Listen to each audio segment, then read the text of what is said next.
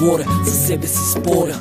Смисъл има ли изобщо да се моря? В очите пред мен дълбоката измама виждам.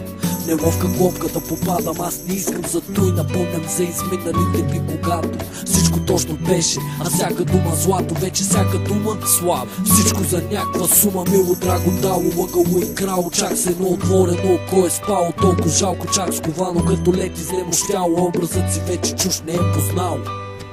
В колашо всичко болно, в парчета на едно разбито огледало. Щом съвестта ти чиста, мила е, душата лека, нещата нека слово да увием. Стига все в тишината да крием и аз и ти това, което искаме да кажем. Думата сила е.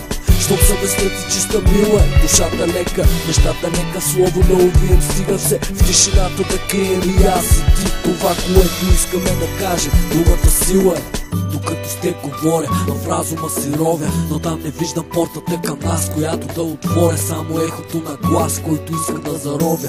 Очите са за хлас, гледат бъдещето, в което искам да се вкопча и впия. Да изчезна от сегашния момент и да разбия отражението на това, което можеше да бъде.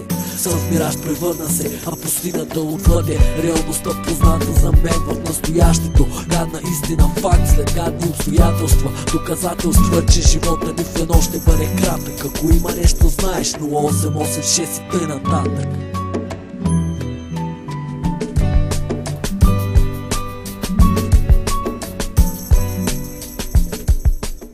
Щом съвестта ти чиста, мила е, душата лека, нещата нека слово да увием. Стига все в тишината да крием и аз и ти това, което искаме да кажем. Думата сила е. Щом съвестта ти чиста, мила е, душата лека, нещата нека слово да увием. Стига все в тишината да крием и аз и ти това, което искаме да кажем. Думата сила е.